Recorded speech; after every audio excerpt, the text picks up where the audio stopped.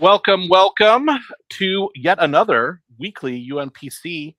We've got three fantastic guys joining me this week. Weekly UNPC is the weekly ultimate no prep challenge. We try to 4D roleplay a randomly chosen tone, setting, and GM. It's explicitly a challenge. It's pretty challenging. I'm Chris. I'm going to try to do this 52 times this year. Haven't missed one yet, but we'll see.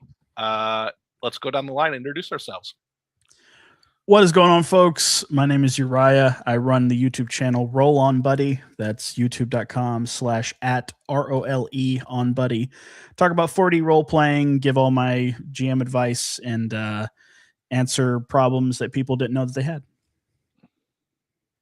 What's up? I'm the spawner, and I'm just excited to play with these guys. So, yeah. I'm Pancake.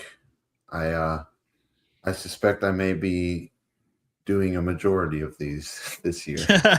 Nice. At least I'm on track for it. And That's what I want to hear. Best-selling author, Pancake, might I add. Yes. Newly minted. So is the spawner as well. And and me too, technically. Yeah. But all three of us. Gotcha. What is it up to now, guys? let's do the plug now.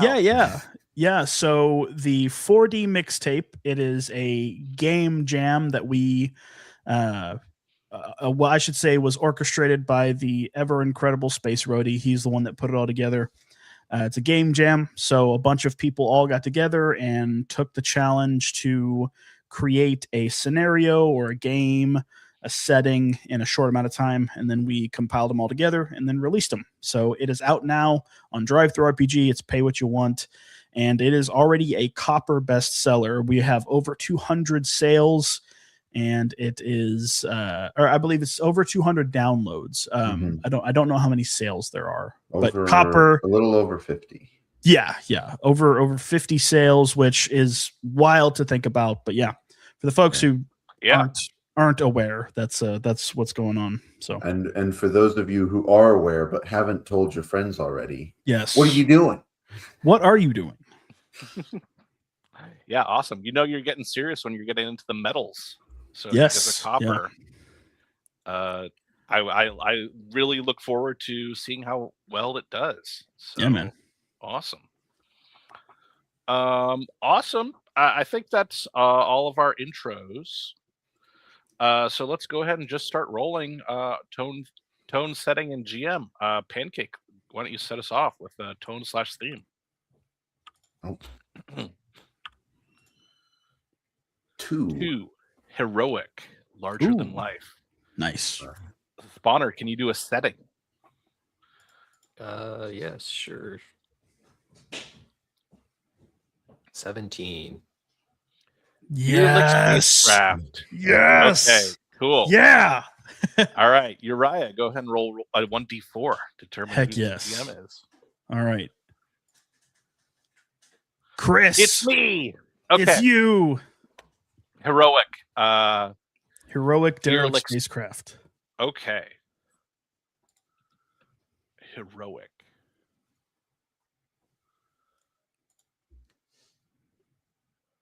Got it. I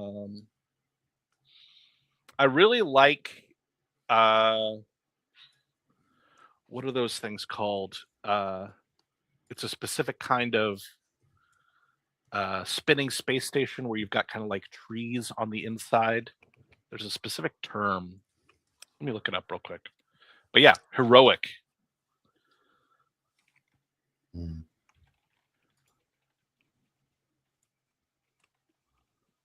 So we're going to be the heroes?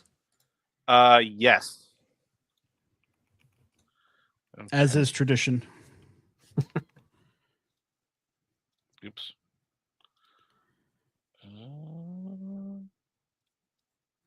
Are we arriving somewhere to save them, perhaps? Yeah, I think a rescue mission or heroic. It certainly lends itself to that. I was thinking as well with the derelict space station. maybe we've lost word from them for Yeah. an extended amount of time. We're sent in to investigate. I like that Gotcha. idea. That definitely leans more into the actual definition of derelict. Just sort of left to rot. Yeah. So this is apparently the thing I was thinking of. O'Neill cylinders. Huh. So Very the idea cool. is that it's not like Halo Sure. to that scale, but the idea is that you have a physical interior going around. That is cool. I like that idea. Yeah, this is super big in, So it the 70s. rotates and it kind of creates artificial gravity. Yeah. This is like, I believe that, I forget who it was. It was Shaquille. Goddard. Yes, this is really big in the 70s. So exactly. So this was a proposed. Okay, it was a concept proposed by this individual. Yes. So it's Interesting. like the speculative thing where like Sure. after Apollo, everyone's like, yeah, Right. tomorrow. Yeah. Gotcha. Yeah, I like the idea that the space station was like the crowning jewel. Yeah. So kind of like the remnants of optimism or something. Yeah. Sure. Let's just call it the Optimism. It's the name of the derelict spacecraft. I like that name. Okay. And this is more like a space colony in terms of scale. Yes, although we can kind of like emphasize the crafty nature of it. Sure. Like the I guess like the home base or the big area of commerce or something. Yeah. So you guys are heroic. Anything that come to mind for your characters? Well, I rolled one randomly, and he is quite dumb. Well, no, Okay. he's got a 40 in intellect. He's halfway decent. Yeah, that's above average, isn't it? But in turn, well, these days, yeah, but I'd say 50 in body, 60 in finesse. Let's try something else. Okay, that is way worse. Gotcha. Do you believe that people have to be smart in order to be heroes, Uriah?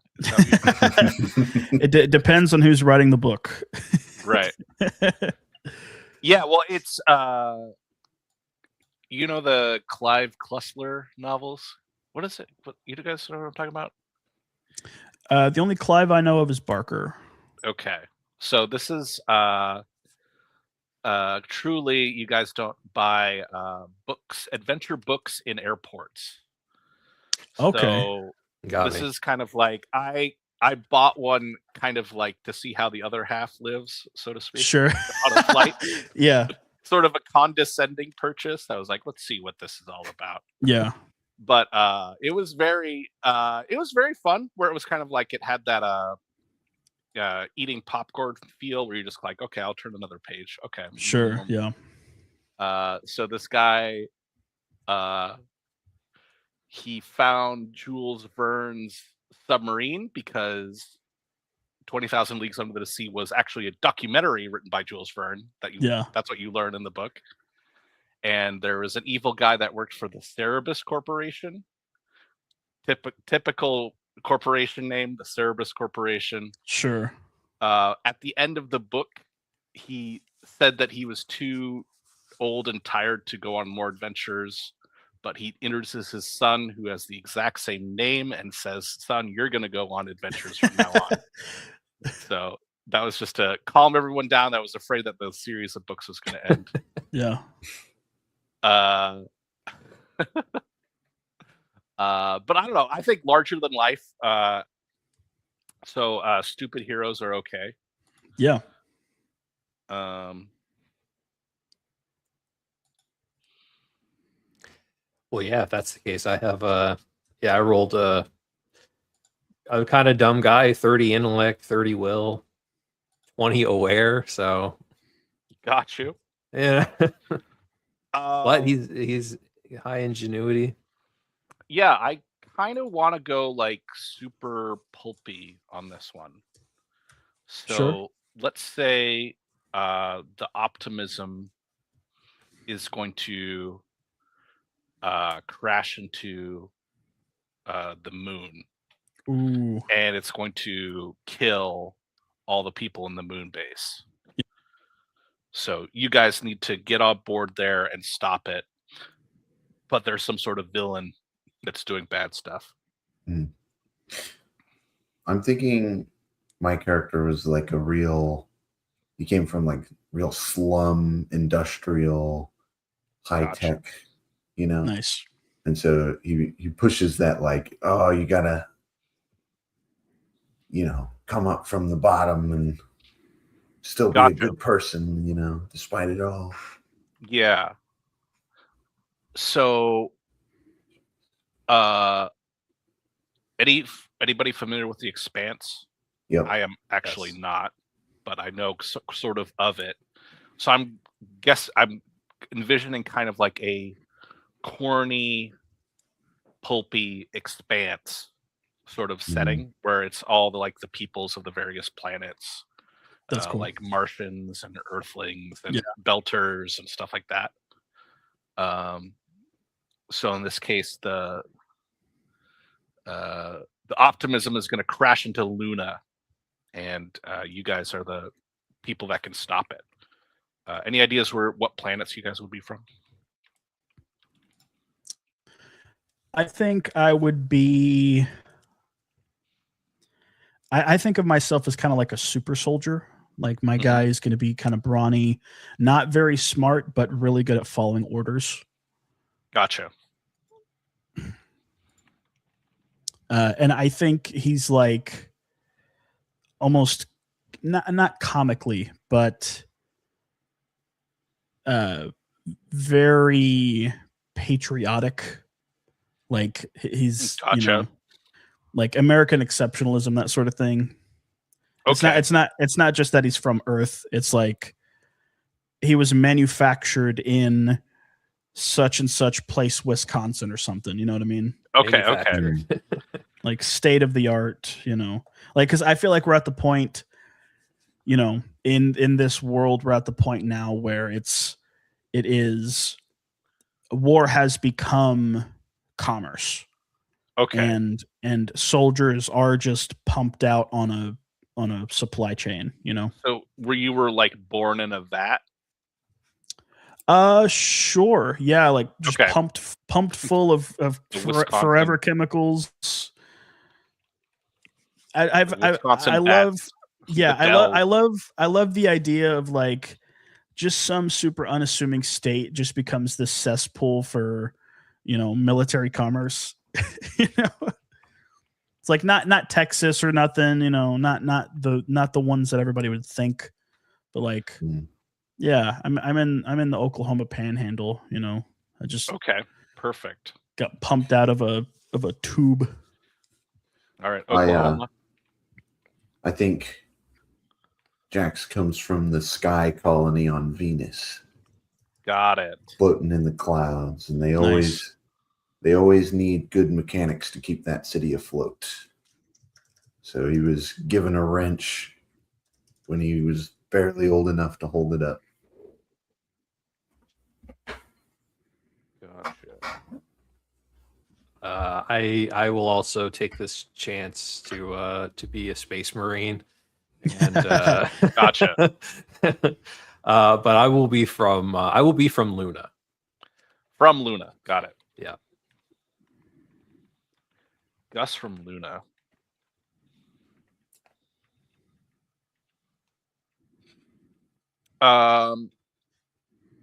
Okay. I think to say to make things kind of like straightforward for this pulpy style, you guys are going to be all underneath United Sol. So the solar system is currently politically united. You're all Nice. patriots. U.S. Yes, Yeah. the U.S. The Exactly. US. And the bad guy is from the Oort cloud. So he lived out among the comets, and he's come back to the warmth of the sun to show you how he feels. Okay.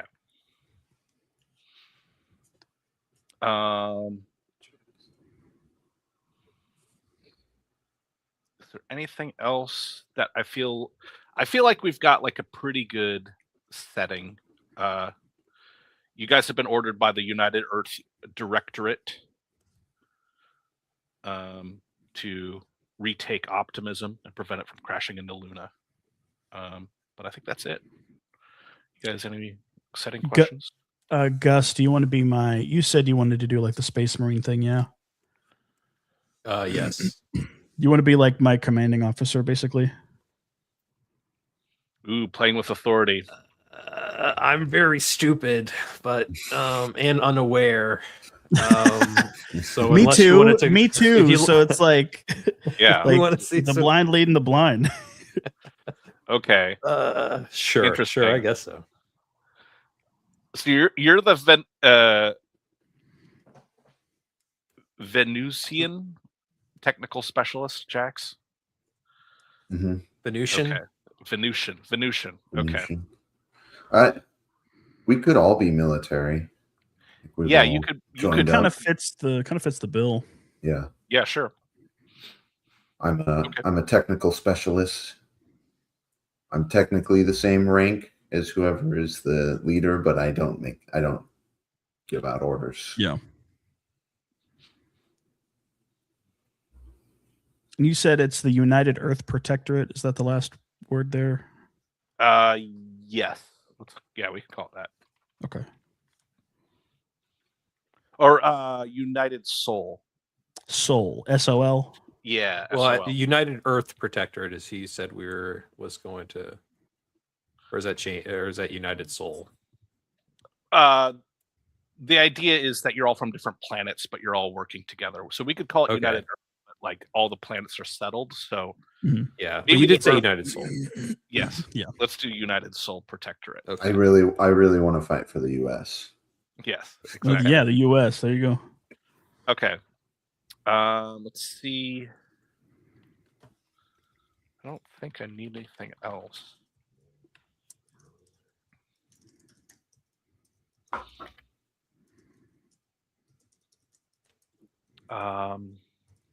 Uriah, how do you say your character's name? Just sell. Cell. Okay. So actually, before we get started, do you guys want a diagram? Or is that like not worth it? If you see it potentially being if you think it's important, then absolutely. Let's skip it. Let's not experiment right now.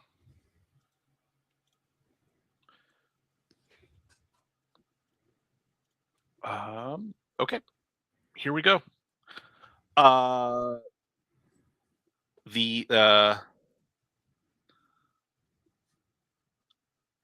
The humming of the shuttlecraft's ion engines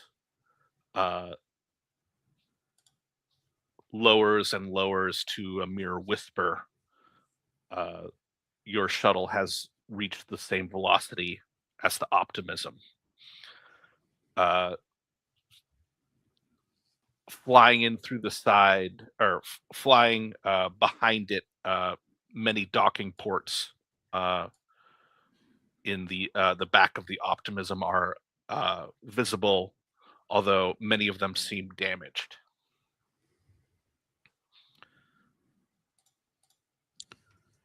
I pull back on the throttle, slowing the trajectory of the ship. My training becoming second nature. Hold a hand in my earpiece. Gus, we're closing in on it now. In another room, I'm sitting back, looking at a hollow tablet, and answer. All right, well, you know what to do. I slam down my walkie-talkie, continue looking through. I struggle to lift a large machine gun onto a workbench as I quickly fiddle with a few of the knobs. And I say into the radio, you really expected to carry this thing? Tapping on the console. Yes, sir. That is a standard protocol for all corporation engineered life forms to carry. Jeez. Weighs like 50 pounds. 52.5 to be exact, sir. Well, I got it all set up and ready for you as I tap it on the top with an Allen wrench.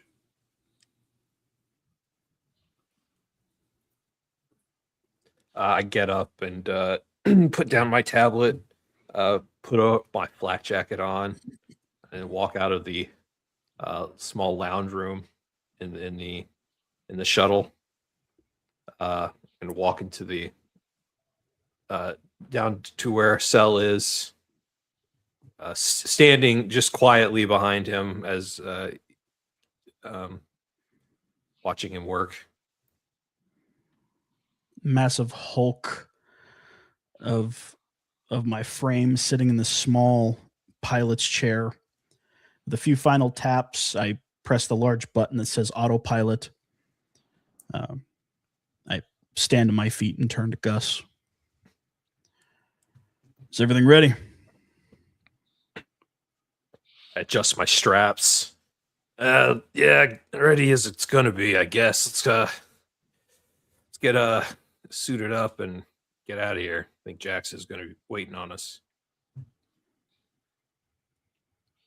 I sit back in the stool, sighing, getting ready. Walk over to my machine gun, steady the large helmet on my head, and grab the weapon, preparing. A female voice comes over the ship's intercom. Emergency. Autopilot disabled. Automatic docking inoperative. Manual control required. I look over to Cell. Looks like you're not ready yet. You gotta pilot us in manually. This is strange. All right, if you insist. Set the weapon down and quickly slide back into the chair, take control of the reins.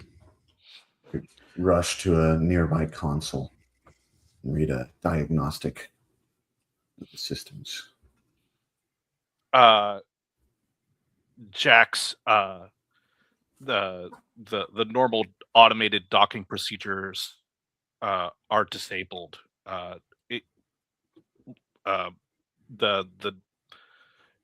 rings of lights, the normal ring of lights for each of the docking ports is completely off and dead. Looks like it's on their end, Cell. It's bad news. Looks like there ain't a light on in the whole place. All right. Well, We got a couple different options. I don't like either of them, but the safer of the two would be to get our outside unit and use our drone to attach the connections manually, or we could just ram it. Don't you know how to pilot this thing? Well, sure, but I mean, it's delicate work. I've never worked on a unit this size before, but kind of shake arms out. I grab on behind the on Cell's chair, pilot seat. I lean forward. We don't have any time. Just go ahead and ram it. Yes, sir. I grab the throttle, typing in some trajectory markers. Oh, come on, you dumb computer! Think for me. Smack the side of it. Aiming the nose of this craft towards a crack in the porthole. Finesse or ingenuity?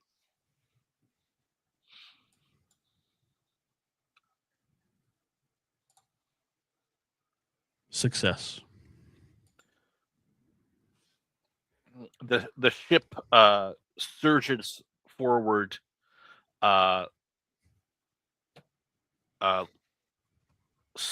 smoothly entering the large gash in the outer hull of the Optimism.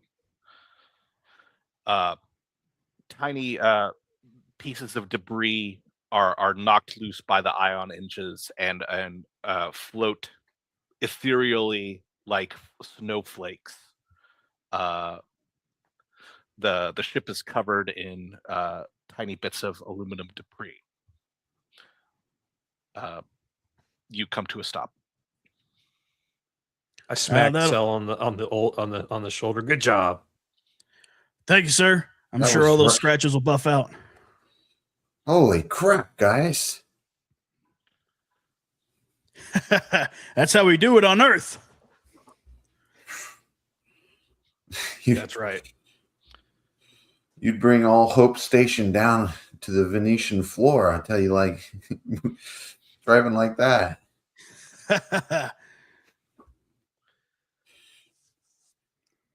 I make sure to say over the comms and all right, everybody, stop with the bumping your gums. Let's get to working. I grab a large rectangular pack off the wall, throw it over my shoulder. A small antenna pokes up out of it. I'm ready when you guys are. Shoot up from my seat, grab the helmet and the rifle, sling it on my back, put the helmet on my head. Reporting for duty. I push over to the other side of the cockpit in a small locker. I pull out it looks like a shotgun. I sling it around my back. And all right, I think I'm ready. Across my chest already is a bandolier of different shells. Looking down at a computer on my wrist, I look up. Oh, Cell, I should let you know. I took the liberty of deactivating the heat regulator on that bad boy.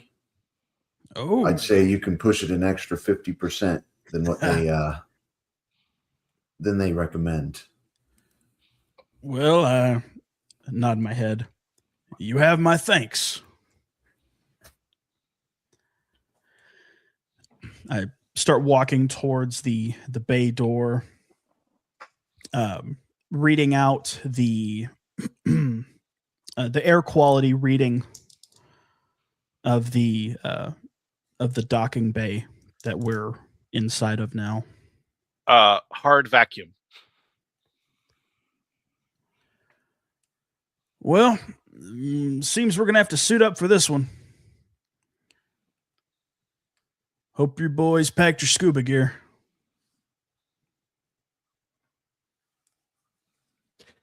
I saw it. Of course. like to do this one with all the weight. And I turn over to a wardrobe case. I press a few buttons on a numpad, and it splits open, showing revealing a hidden spacesuit.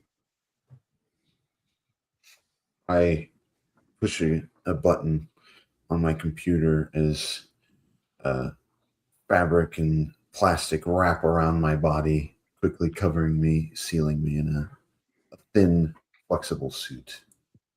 A visor over my face. Walk to a compartment in the wall where the standard issue United Sol Protectorate spacesuits are held. I grab the largest size and begin to put it on. I finish putting on my spacesuit and the armor. This one is built up a bit and has some extra armor, and I have the bandolier taken off, and I snap it around the armor. I finish off by sealing my helmet. With my unit pressurizes as well. I affix a device to my wrist. It is a kinetic force controller, and make sure it's powered on and everything. Ready when you boys are. I walk up to the airlock and cycle the door open, getting it ready to cycle into vacuum. The spacious interior of the airlock, enough to fit 7 Space Marines, but spacious and empty. A beeping indicates that the airlock is ready to cycle. Holding my shotgun just on my shoulder, I look to Jax and give him a nod. Go ahead, son. I tap the button, grab onto a handle nearby. The hissing blast as the interior air is sucked into the bowels of your ship, and the exterior airlock opens. Flakes of aluminum moving in all directions like a snowstorm throughout the ruined docking bay. Dim yellow lights over near the blast doors to the interior of the ship. Zero gravity. As I confidently step forward. Comms check. All clear here. Yeah, I hear you.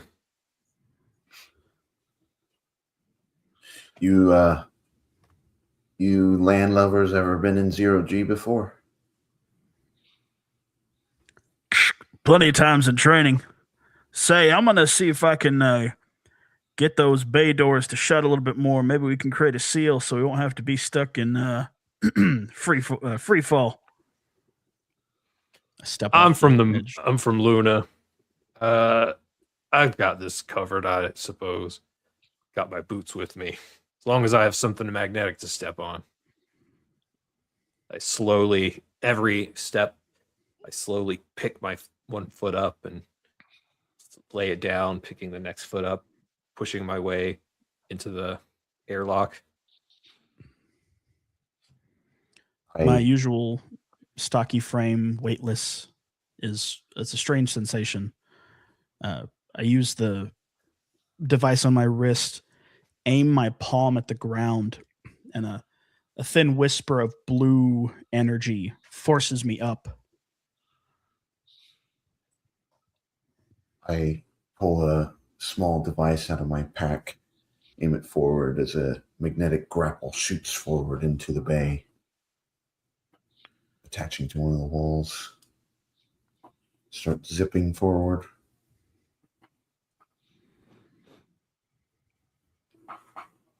I continue slower behind everyone using these other forms of travel, still stomping. The blast door, the airlock to the interior of the ship. A few LEDs on the side console blinking, indicating emergency power. A large window exposes the dim interior of the ship.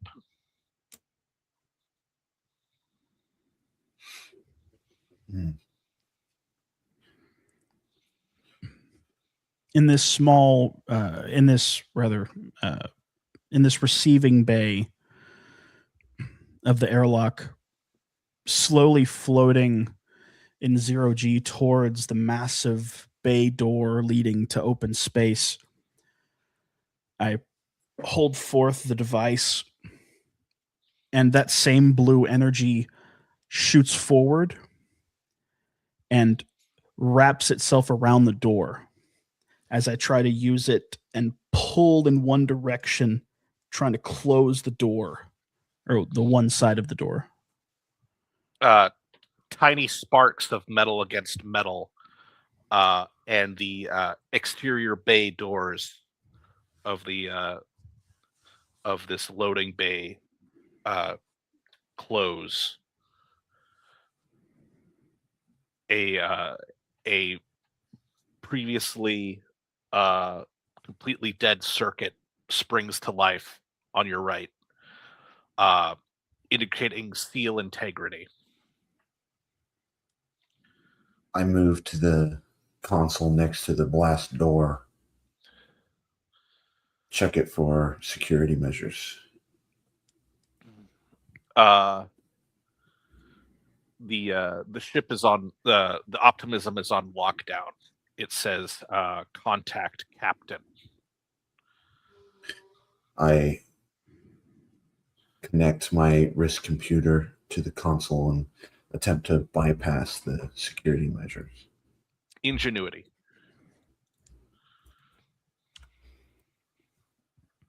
Success. I run a pre-prepared program as the doors spring to life and slowly start to open. A brief gust of gas, diffuse, rushes forward into the loading bay. Before you, the dim, a dim, large airlock. I tap on my chest, activating a bright flashlight to illuminating the area. I say over comms, I don't know how many times that'll work. The station runs an adaptive AI. It might figure out my tricks. Forcing myself closer to the ground, I approach a small console next to the massive bay doors leading to open space that have now been shut. I take a look at the seal integrity reading. The interior bay is sealed. You've created a good airtight seal. I hit a button on the screen, an attempt to cycle in clean air and hopefully activate some artificial gravity. A gust and the aluminum flakes are tossed like leaves in autumn upwards to the ceiling of the loading bay. The indication is that the air is stale, low oxygen. An alarm begins to blink with a yellow warning symbol, not yet red. Artificial gravity does not begin.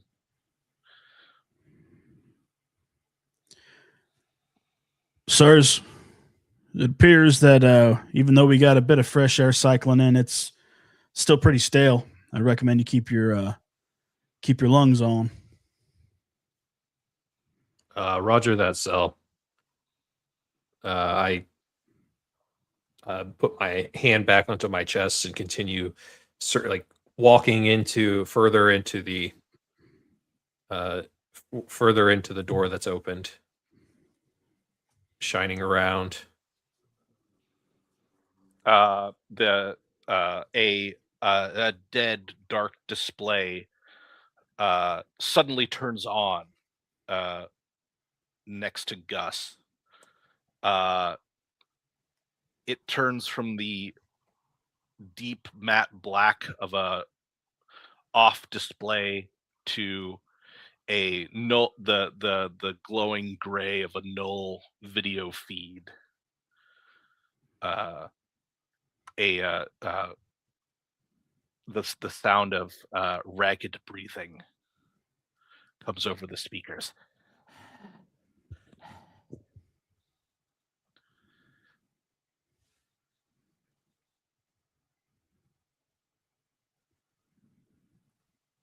Yeah.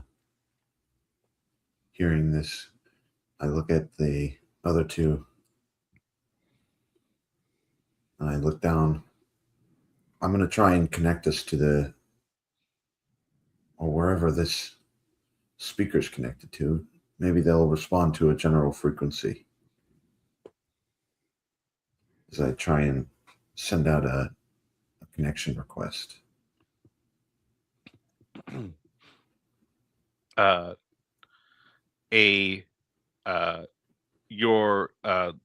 The display on your device flickers green.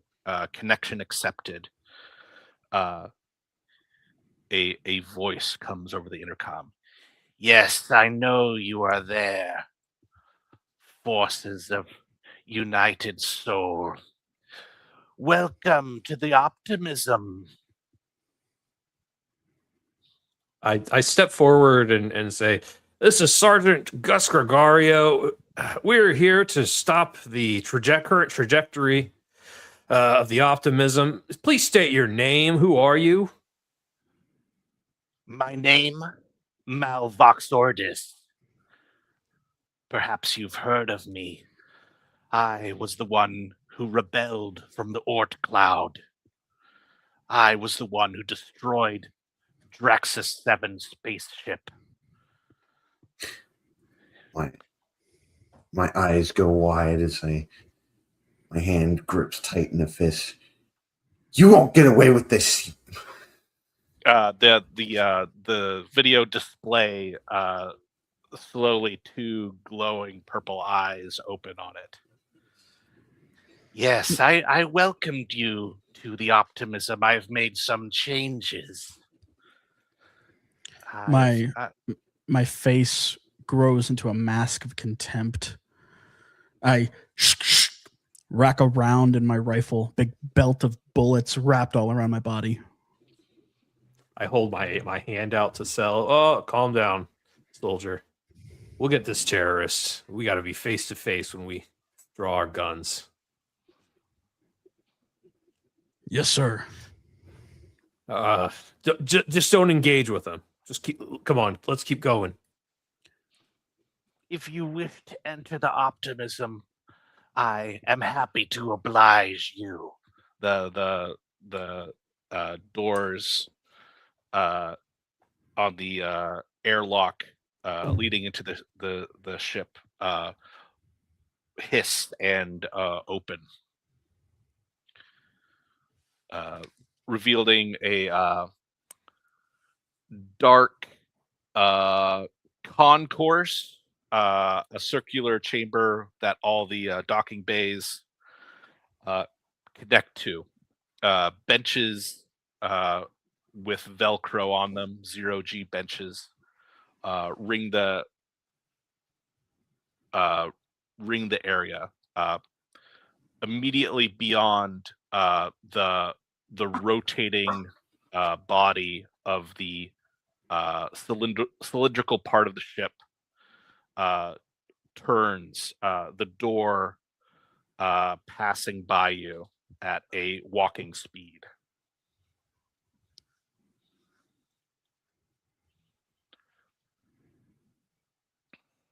I gun trained scanning the inside of the door. I poke a head in.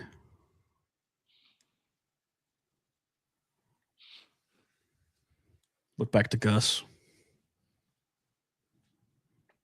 I point my shotgun forward with one arm.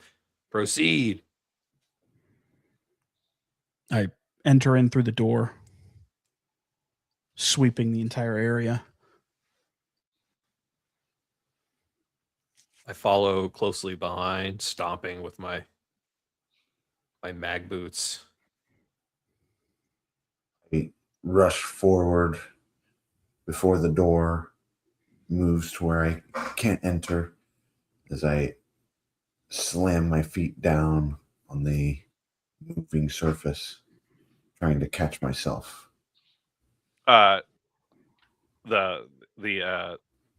The doorway continues moving with Jax inside of it at a walking pace upwards along the curve, the cylindrical curve. I turn back and my eyes trained on Jax. I keep my arm out for when he passes.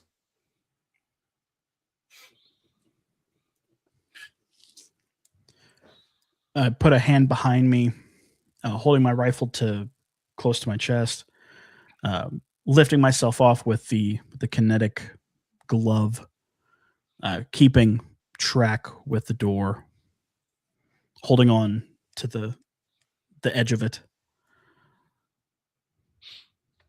The shifting door pulls you along.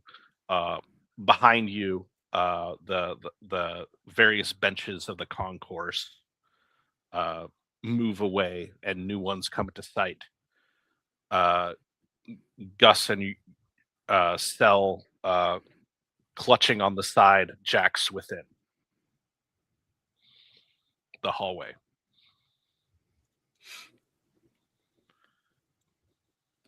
I pull Jax in, like swinging him into the room with us. I settle on the floor of the hallway.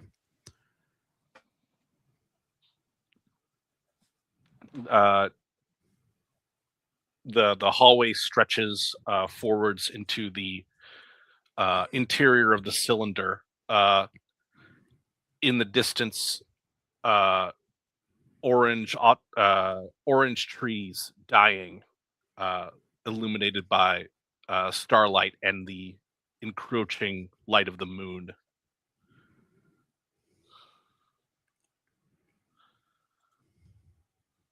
I step right behind Cell, lightly bumping him to let him know I'm right behind him.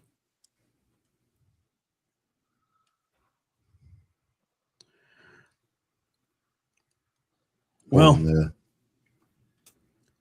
it's obvious to me that this is it once used to be a beautiful place.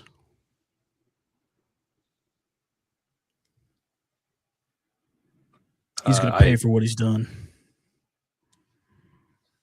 Point my shotgun with my hand to Luna in the sky and says, "Yes, yeah, but we need to save that beautiful place. What once was can't ruin what now is. So get off your asses and let's go." Right. I straighten myself up, ready my weapon, start to look around for the next place to go. A stream of brackish water on your left. The overgrown grass stretches out towards a small town, a series of human scale buildings around 500 feet away. In a moment, the over all intercoms on the entire ship, a booming yet breathy voice. If you are looking for the remaining humans on this ship, I'm afraid that I've had to use them to feed my pets. Tell me, you inner system people, do you love comet silk? Have you ever thought where comet silk could come from?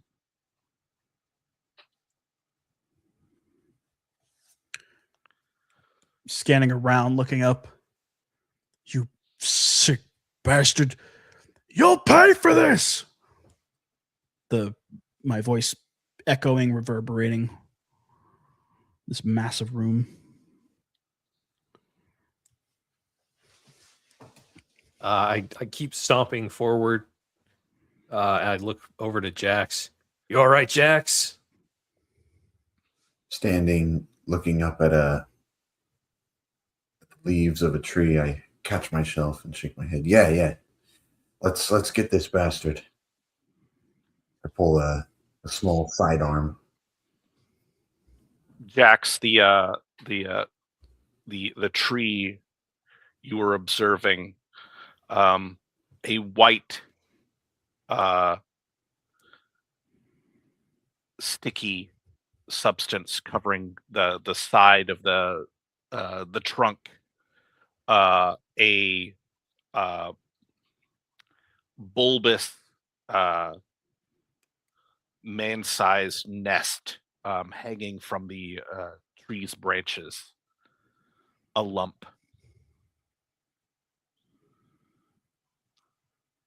You see, looking out, there are many lumps attached to these trees. Gosh. It doesn't look good, guys. No, it doesn't. I'm no expert. I've never seen a tree before, but they're not supposed to look like that, right? No, all the pictures I've seen of them are bright and vibrant green. What is this white stuff? I start walking over towards one of these trees. Reach out a hand to touch the muck.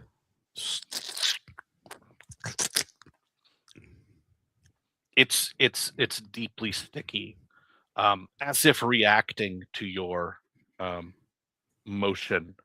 The bulbous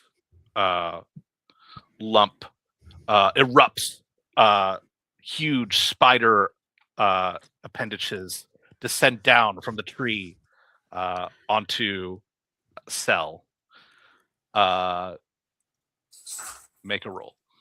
A spray of bullets in the air. Failure. Descending down on him, the giant insectoid face of the silk spiders. I push forward with my shotgun before aiming it, before saying anything. So what the hell did you do? And I let a shot off. Oops.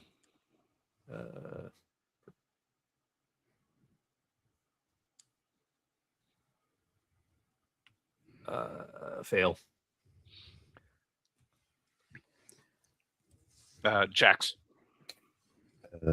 I step back, putting my hand under my pack. A small slot opens up, and a cylindrical object falls out as I throw it up into the air, and it begins hovering, a drone. Fighting these spiders all around me, I start to float in the air as I'm getting tangled up. My legs starting to get tangled up in silks, tearing it off of me. I try to grab one of the spiders by its face and rip its head apart. As you do that, one of the spiders attempts to bite into your side. Defense as well. Failure on the spider's part. Success on the attack, failure on the defense. It crunches and clips into your armored suit, but does not pierce it.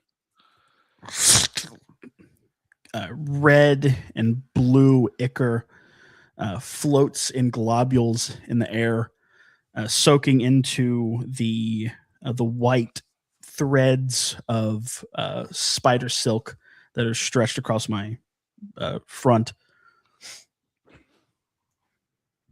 Go ahead.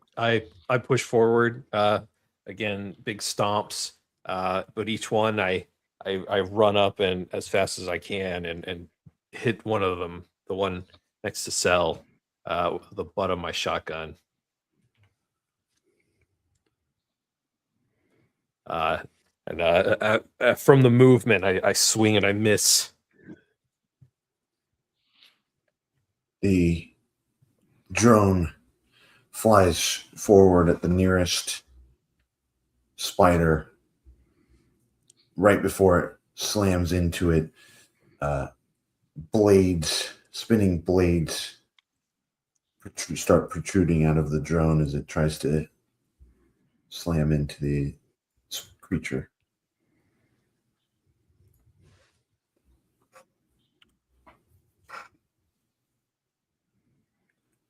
Success. Failure. The sharp blades dig into the carapace as the drone buries itself deep into the body. That spider is blasted apart by the drone. A single spider attempts to crawl on top of Cell, trying to snap at his neck. Grab my blade, trying to stab back at it. Meanwhile, the rustling of trees behind you, the other spider silk pods open, and the spiders begin to crawl down on many trees behind you. Cell. My massive serrated back edge blade in hand, I'm slicing around at these spiders that are all around me, hearing the sounds of their chittering and surrounding me. They're all around us. Run! Get out of here!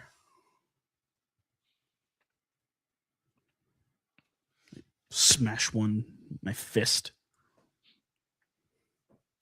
Melee. Failure.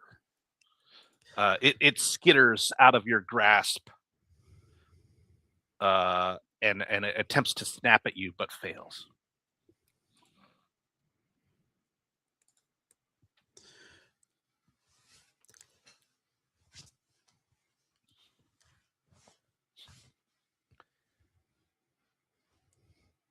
I point my unloaded shotgun to those buildings over there, to the buildings nearby. Run over. Let's get in there. Get inside. I say as I pulling up each of my heavy boots, stomping onto the ground, crushing any small spiderlings underneath, pushing forward. I set the drone, still carving up the corpse of the spider it killed. I set it to autopilot as I rush towards Gus. Not as effective without its pilot. Rushing towards the town, a charming cobblestone bridge over a small stream. The stream gurgles as it pushes upwards on the side of the cylinder. all the way around.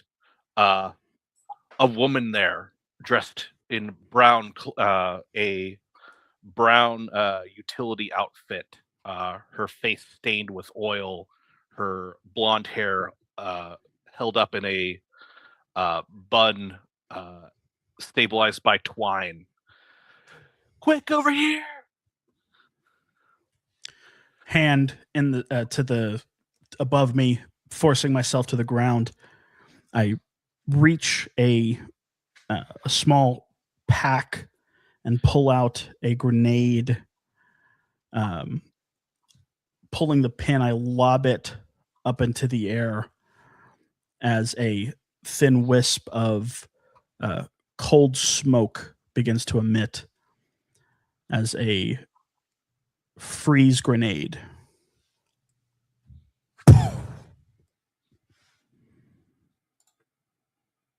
Success.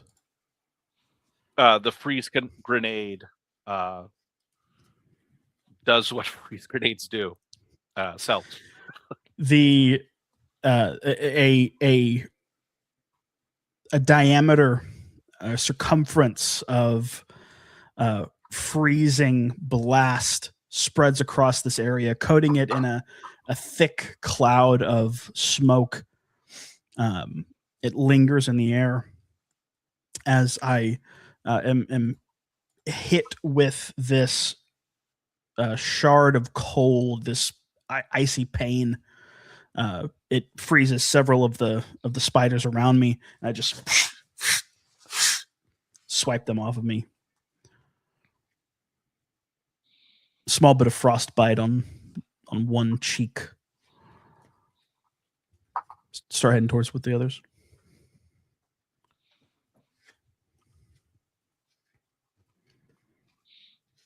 I continue on pushing forward to the woman.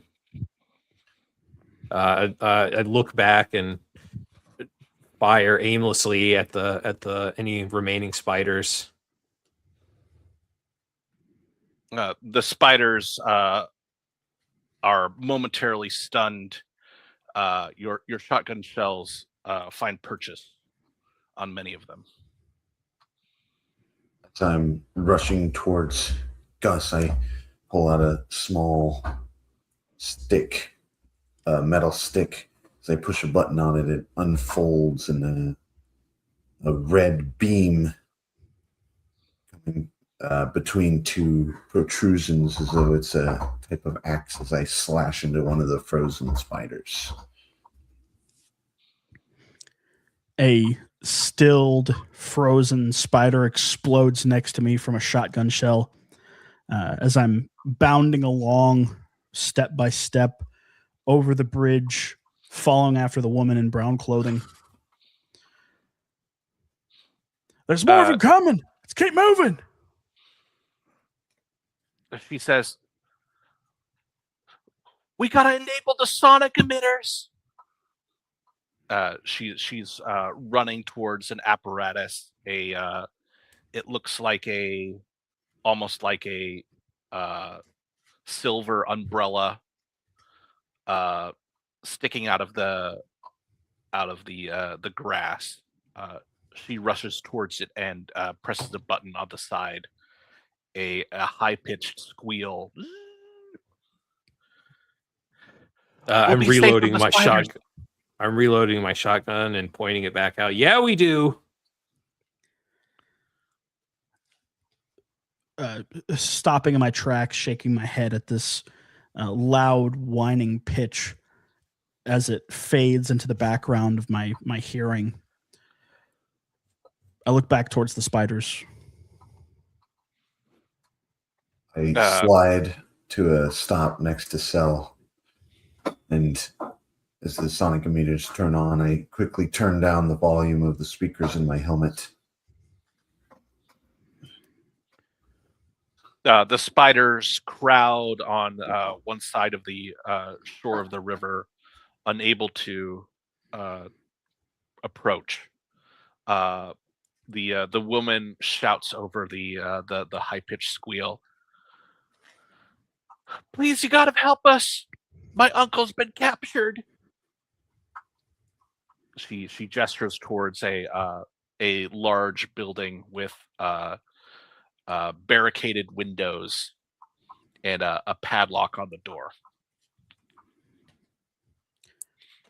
How many of them are there? The spiders? No, who's holding him? It's How many insurgents? It's Mal. I don't know how many.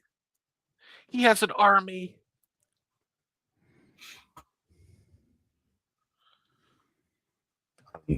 Rush after her. Energy axe in hand.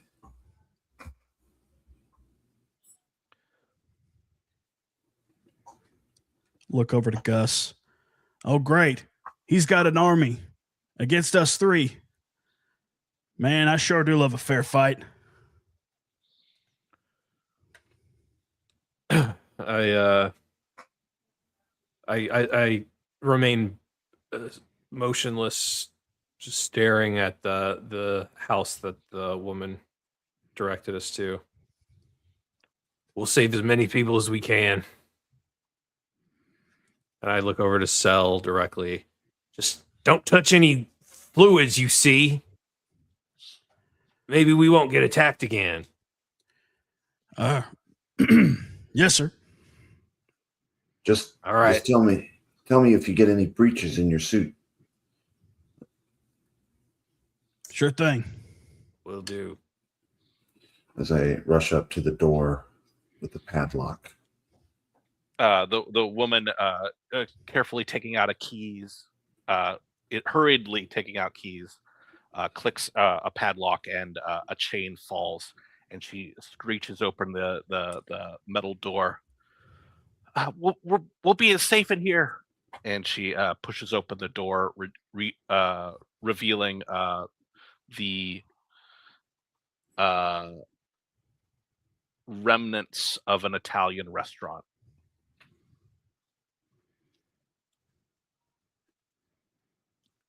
I step inside the door, walking past a large comical plaster statue of a chef holding a large bowl of spaghetti. Step off to one side, looking around, scanning the area, rifle at the ready. Many cots and signs of habitation have been set up here. The restaurant tables and chairs pushed over to one side of the room. A wounded man in brown clothes, a bandage covering his side, lies on a cot, coughing, barely reacting to you entering. I step in, my shotgun open. I'm refilling the shells. I close the door behind and slam up the shotgun. Oh, good. There's more than a few survivors, it looks like. I'm putting my shotgun back. Stepping into the restaurant, looking around, I fold the energy axe and clip it to my side. We had a place just like this on Hope Station. The blonde woman gives a weak smile and she says, "Yeah, I don't know anything about sort of like the culture here. I'm a belter.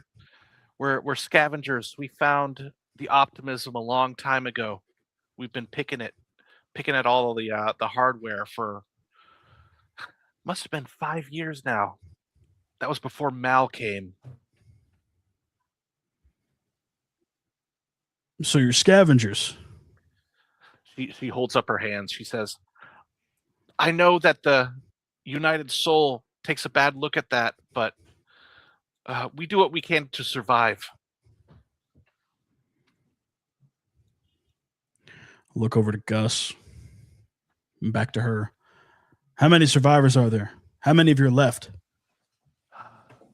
It's complicated. There's the four of us, and we haven't joined with Mal, but He's threatened us.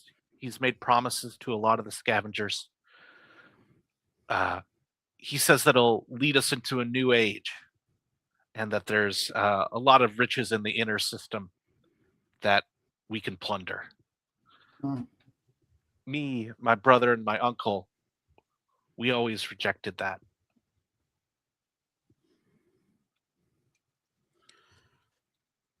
I straighten up and turn to her. Are you aware that you're on a crash course for Luna right now? She looks surprised. What do you mean? As in, if we don't get off of this or divert the current trajectory, then we are all gonna die. You, me, Mal. Oh my God, that's crazy. Why would Mal do that? I kneel down next to the injured man and check him, see how the severity of his wounds.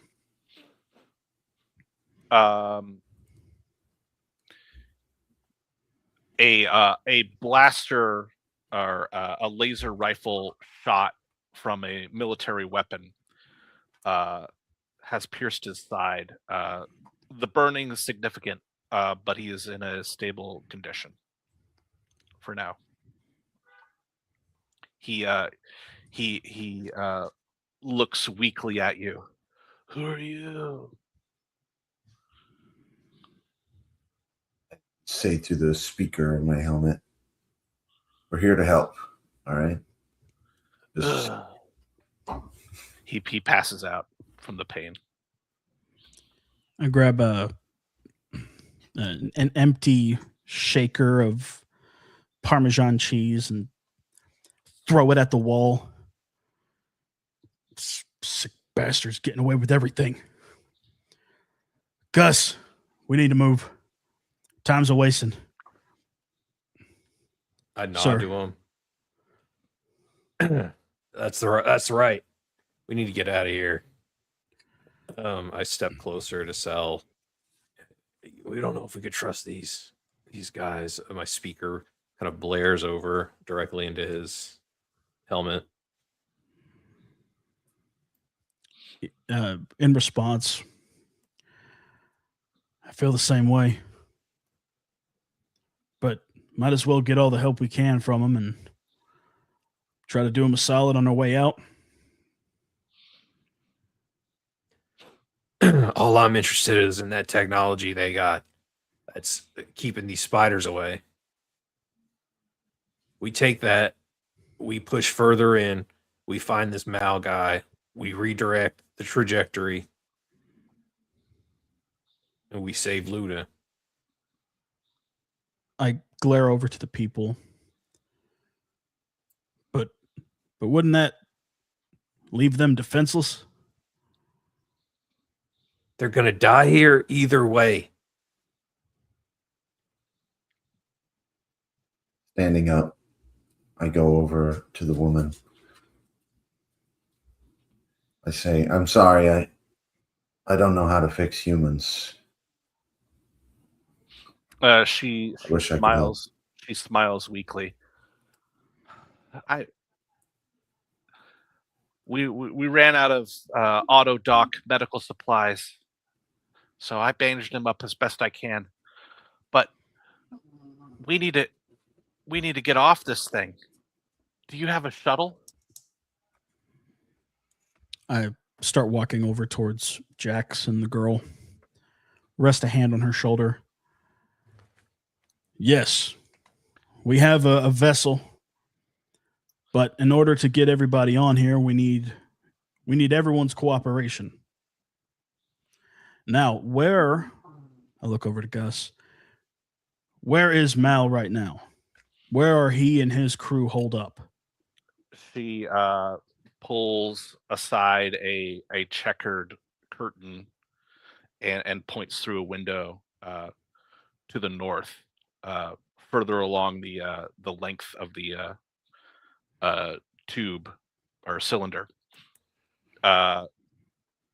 He's He brought everyone that enlisted to the command module. It's up there. Most of the command module's been picked clean by us, but there's still enough command and control to control the ship. Well, you seem to know your way around the place. What's the quickest way to get there? She looks to herself. She says, "Well, if it's true, then I guess I should tell you about the speeder bikes. There's you see, when this cylinder was active, there used to be a lot of I guess you would call it sporting in here, and there's a couple hover bikes that we managed to get working again. For a while, we were using it to ferry around the interior of the cylinder, but we stopped when Mal came. I can show you where they are."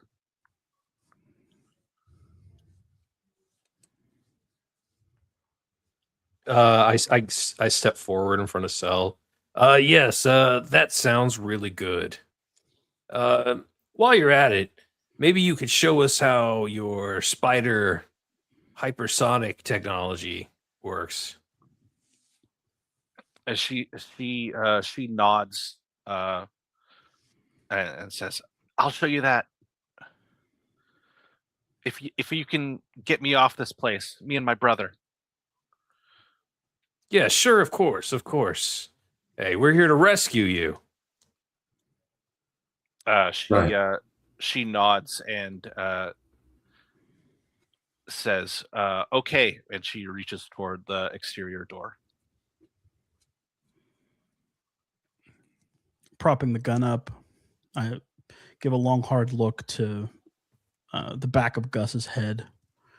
I look to Jax.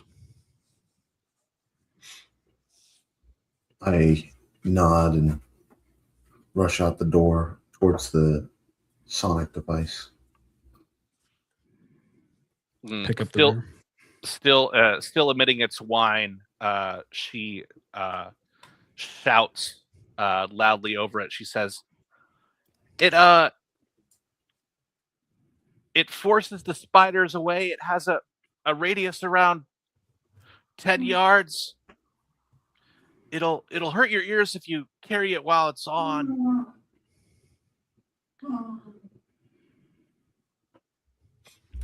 Please, can you take me to a shuttle? I can show you where the speeder bikes are. Yeah. Look, we got orders, right? We got business to settle, and time is of the essence. But look, I think I look at the device, gauging how heavy it would be. I walk up to it and pick it up. My large, brawny form, easily lifting it. The device hefted into the air around the weight and dimensions of a old earth patio table umbrella in terms of weight and size.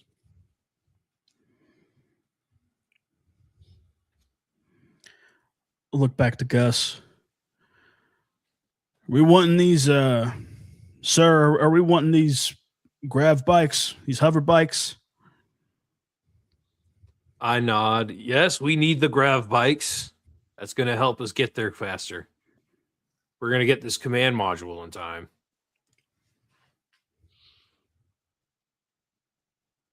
I look over to the woman. I could give you the bikes if you can save us. She looks incredulously at Gus. Okay. I smirk and of course we're gonna save you. Social.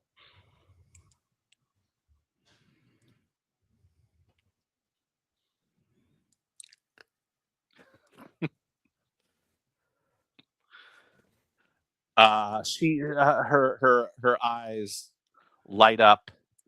She says, "Wow, you really mean it." Of course. That's what we do. Look, I can. You know what? I want to take down Mal with you. I'll show you where the bikes are. She ducks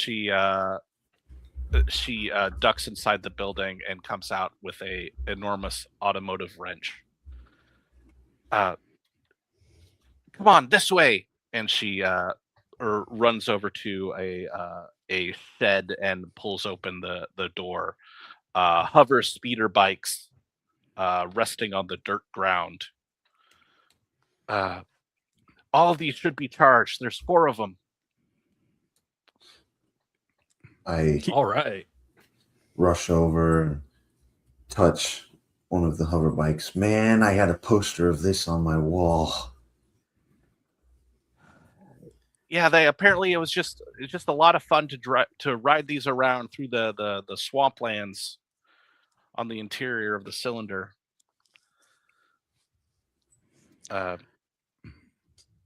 I keeping up pace, entering in with this massive parasol.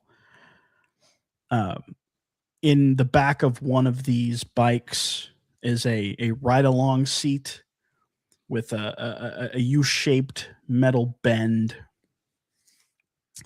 I place the device in between that. It's being held by this metal hook on the back end.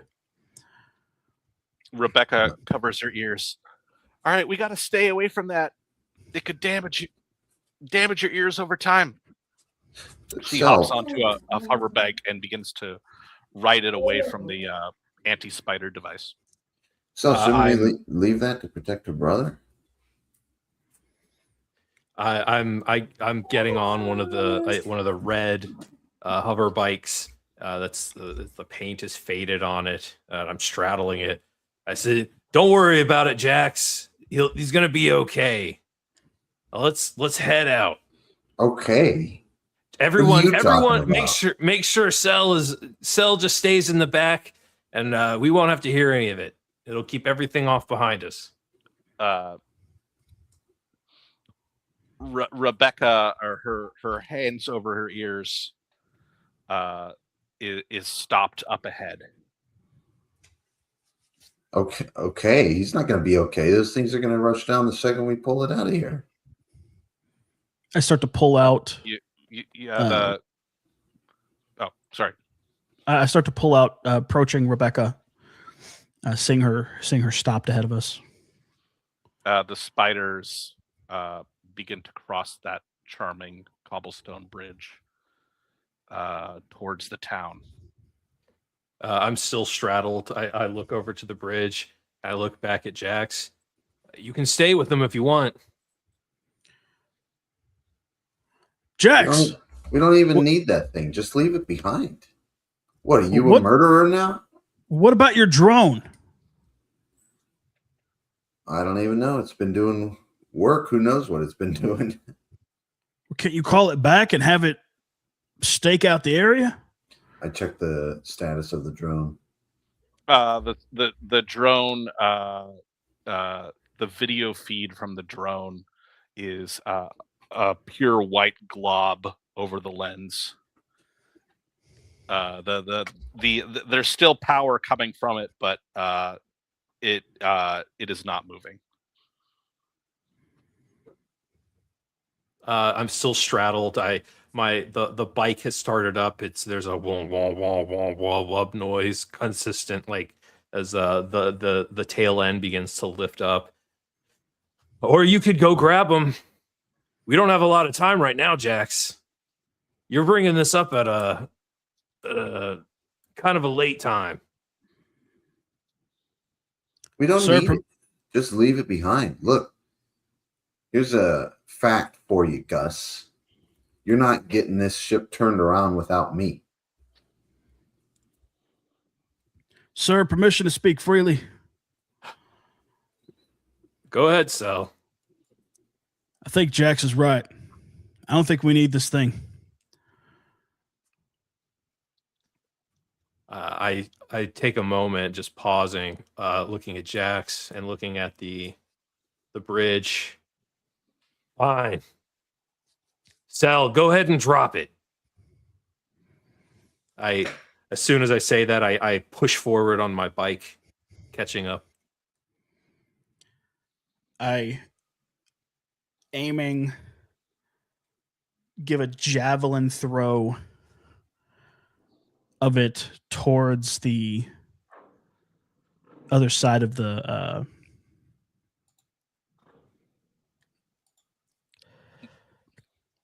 critical success. It flies head over heels until it is caught and slowly is drifting down to the ground.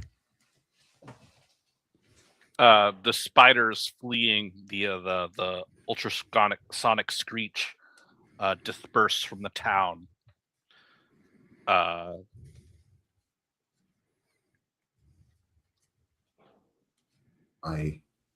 hop onto my own hover bike, pull it forward. All right, now let's go take down this bastard. I whip mine around, screeching up, rearing it back like a horse.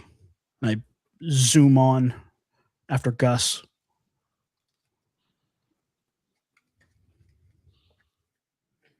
I continue going north through the pathway, passing more buildings, following with Rebecca.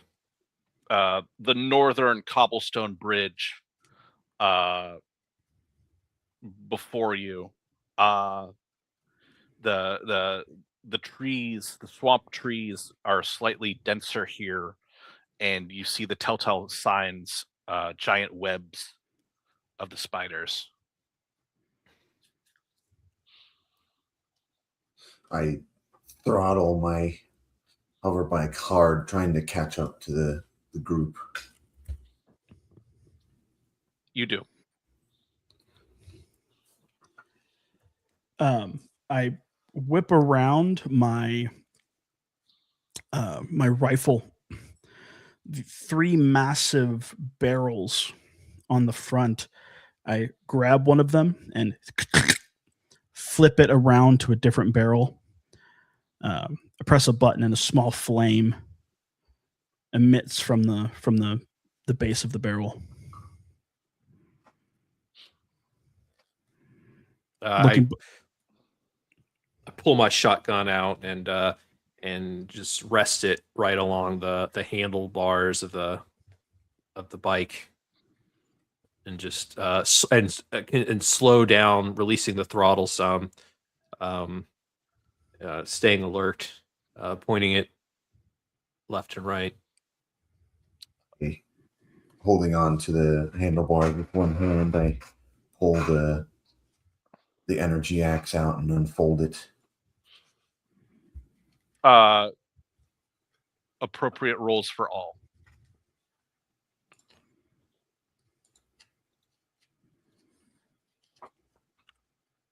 Success. Fail. Success.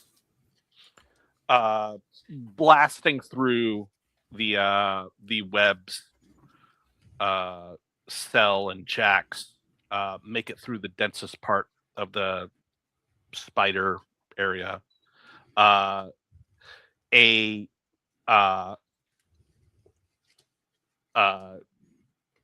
Your bike slowing, several spiders crawl unnoticed onto the back and make their way onto your back. Gus. Biting down. Failure.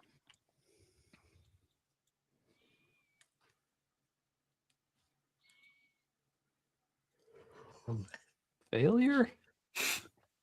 The one of the spiders crawls over your helmet, obscuring your vision. I pull the trigger, and a stream of liquid fuel emits and is ignited. I swing it around, trying to stave off these bugs from Gus. Hold on! Success. The fire, you succeed. The flame So- dances over top, starting to singe the straps and belts on Gus's armor. The smell of burning plastic in the air. Two of the spiders curl back and die. I reach over and pull off one of the spiders obscuring my vision, and correct my driving, correct my bike, and continue going closer. Start patting off some of the residual flames on my armor. Good job, Sel. Thank you, sir. Sorry about that. I could pay for that. I promise. Oh no, it's all United Souls. Don't worry about it.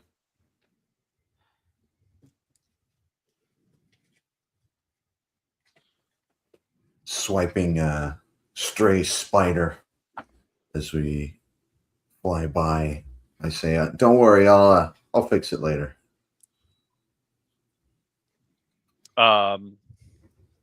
The spider forest bypassed.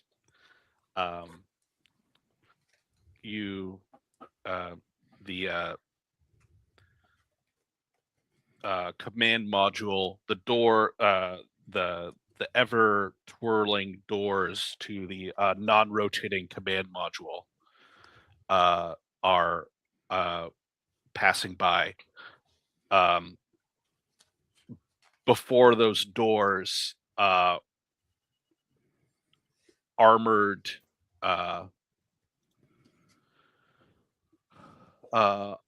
construction mechs, slapdash weapons mounted on them, stand in defense of those doors. Through the visor glass of the mechs, the disheveled faces of scavengers.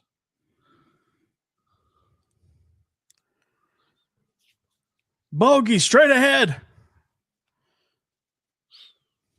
Rebecca, trailing behind in her speeder bike, having avoided the spiders too, says, "Wait, don't shoot! That's my cousin and my other cousin!" I reach my hand up. You heard him, soldiers. Don't shoot. Are these friends of yours? I turn to Rebecca. It's my cousins. But are they going to shoot us?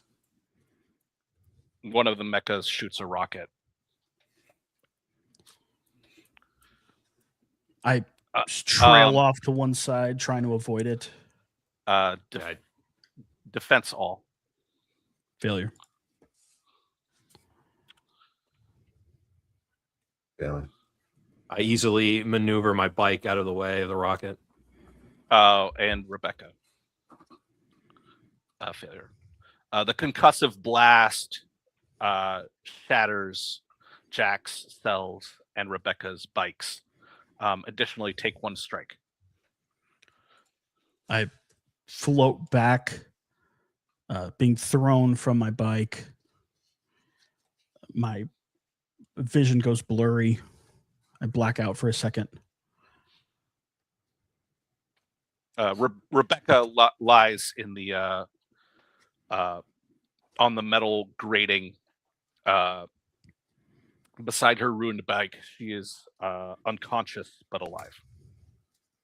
My bike goes flying upward into the air as I slam into the ground and roll into a tree coming up out of the ground. The other mech turns slowly towards the first mech, and then turns backwards.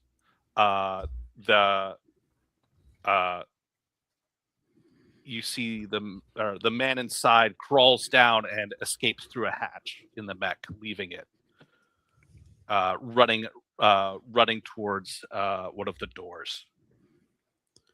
I shake the blurry vision off my rifle next to me. I grab it and aim, spraying another burst of flame at a close range, ineffective due to the distance of the target. I curse under my breath, start to fiddle with it again. Still on my hover bike, I ride and close in on the man, reaching my arm out to grab him.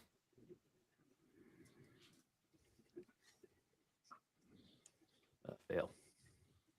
Miss. Critical success. The man, wily and dexterous, jumps onto his stomach and slides into a small vent on his belly. The vent clacks shut. I stand up and shake my head, looking at the mech. I jump behind the tree that I slammed into.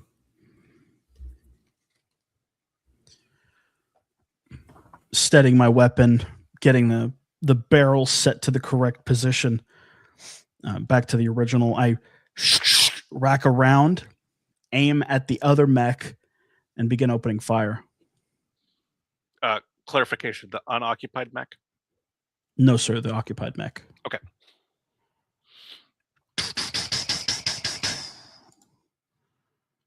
Success. Several secondary systems on the grabber arm are blasted apart, but the rocket launcher turns towards Cell and Cell. I dive off to one side. Failure. A anti-personnel rocket blasts directly at your feet, exploding 2 strikes. I'm thrown back, slamming my head against the brick wall behind me. Again, dazed. Several rounds fire off in random directions, hitting nothing. I spin the bike around completely and in a short ride get closer to the mech, hopping off and landing on the unoccupied one, using my mag boots to help climb into the cockpit. The success, no resistance. I look around my tree and zoom in with the HUD of my helmet, trying to identify a weakness on the mech.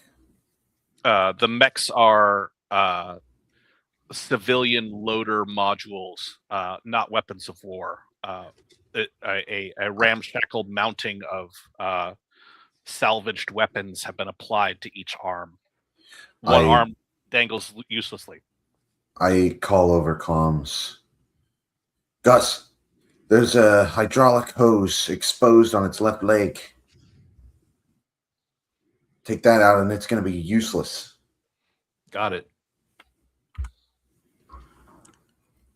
Sprawled out on the floor, I roll over to one side, begin crawling towards my rifle, splayed out ahead of me. Rest a hand on it.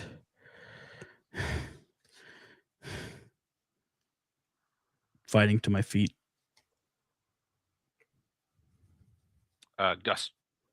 I look at the commands, grab the controls, and spin towards the other mech, and start slamming down on the weapons buttons. Ingenuity or ranged?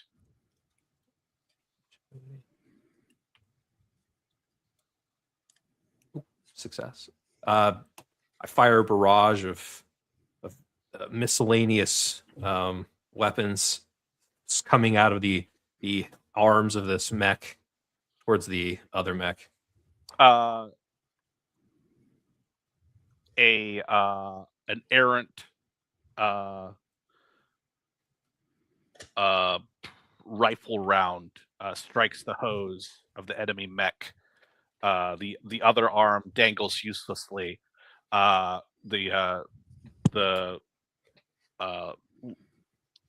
expression of shock and horror on the enemy pilot. He begins to struggle, trying to extricate himself from the mech.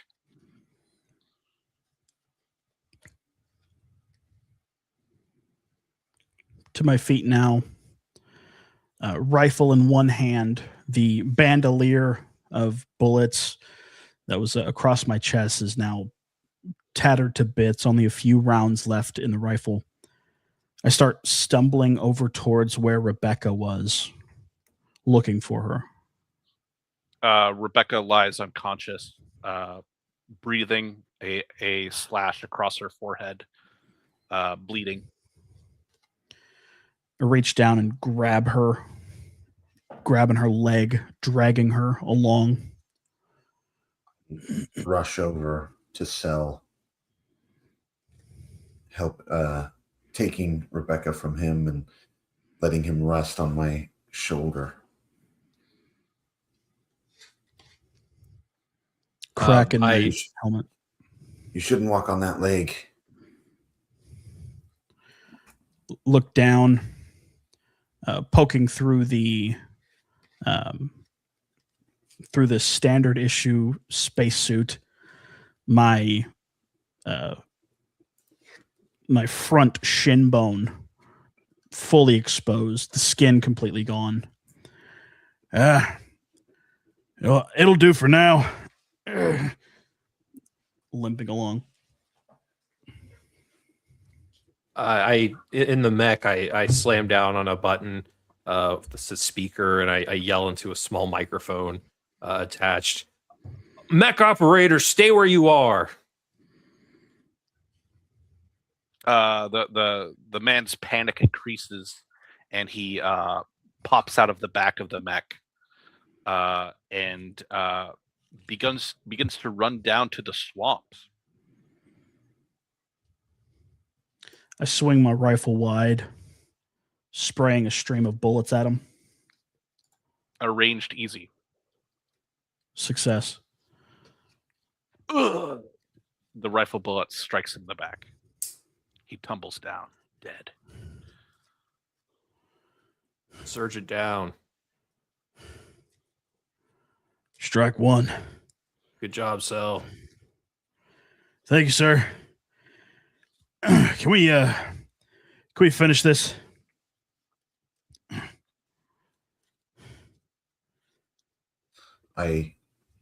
Holding Cell and Rebecca, I struggle forward next to the now still mech, set Rebecca down on the ground. We gotta patch that leg of yours, man. You're not gonna be much use against that bastard. Well, I nod towards the free mech. I'll let this thing do the walking for me. How about that? Unless you wanted to take it. No. It's all yours. I rush over to the broken pipe hose and attempt to repair it. Ingenuity, yeah. Success. The mech is minimally useful. I take patching tape. As I wrap it around the hose, it shines brightly and then fuses. There's probably not much fluid left in this thing, so it's not going to have the power it had, but it should walk. Well, that's why I'm in the thing. See, I got the power. As I grab and start to lift myself up, climbing into this mech. I slide my arms into the controls. Start flipping switches. I have no clue what they do. The mech springs to life.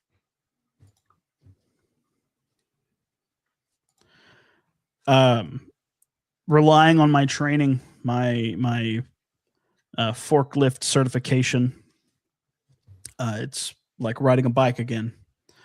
I start to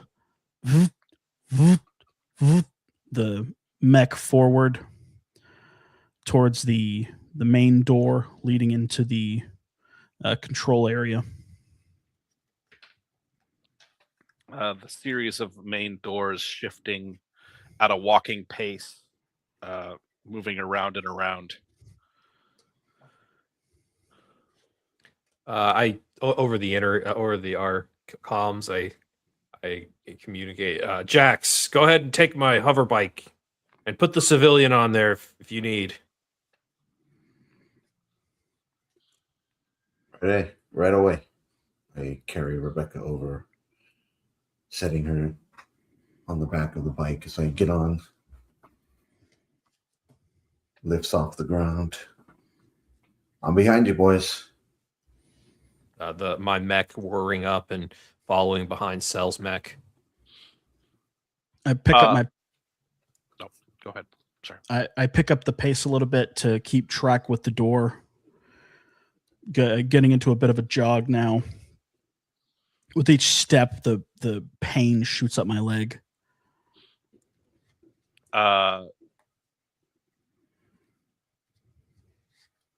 Able to catch the door. The corridor beyond into the command core is again in 0G.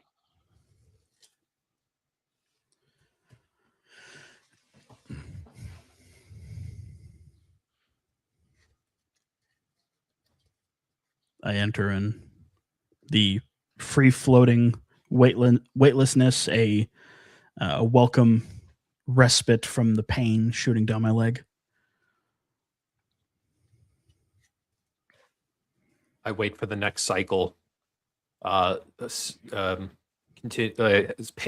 spaced myself out behind Cell's mech enough that by the time I get to the entrance, I'm able to walk right through. My mech starting to lift off the ground.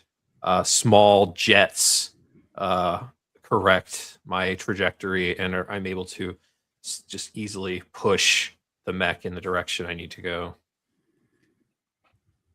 I pull the hover bike up into the air to where the door is and follow, staying behind Gus's mech. The command core room stretches out in front of you. The hundreds, perhaps even thousands of computer interconnects looted or dismantled by the scavengers, bare wires crackling, festooned throughout the entire command core. A single console off in the very very northernmost part, a vacuum suit with jetpack clad figure wheels around. I'm glad you could make it to witness your death. he pulls out a energy gun and shoots the console in front of him.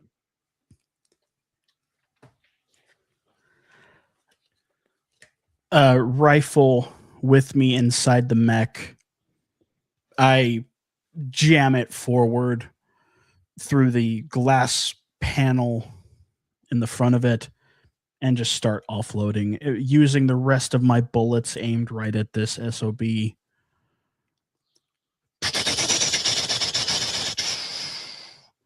Success. Gus. That's right. Just follow cells there, and on inside the mech, the heavy machine gun that's connected to it continues going off in the same direction that the cell is firing. The shots are wide, missing. I throttle my hoverbike forward and to the side along the wall of the bridge to a large panel in the wall. I come to a stop behind some consoles.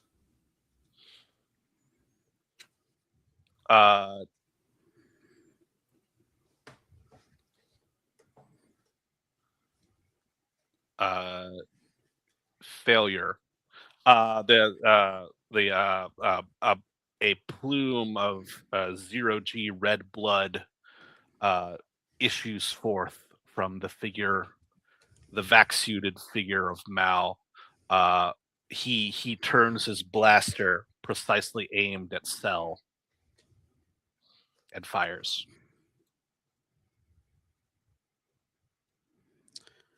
I'm so focused on attacking him that I can't even defend against it. I take the hit. A purple energy beam strikes Cell in the chest. 2 strikes. My the lights on the front of the mech go dark. As the red lights going down the back of the mech indicating vitality and life force begin to drain. I am ejected from the suit, my lifeless corpse hitting the ground.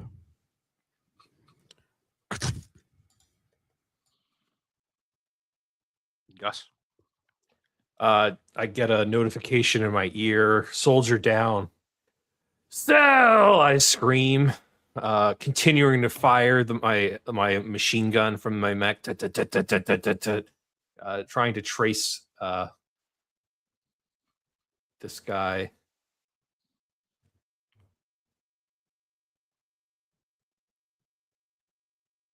Success. Go ahead, Gus.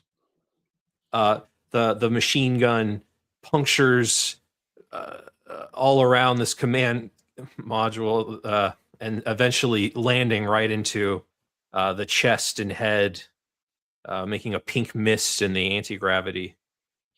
The head decapitated by well-placed machine gun bullets. There's a one last whisper over the comms. You're too late. The head tumbling through 0G. I rip the panel in the wall off in front of me. The flat line on my HUD indicating with Cell's name above it. I ignore it and I dive into a mess of wires as I try and activate the port side thrusters with full strength, bypassing the command console. Ingenuity hard. You have 2 rounds.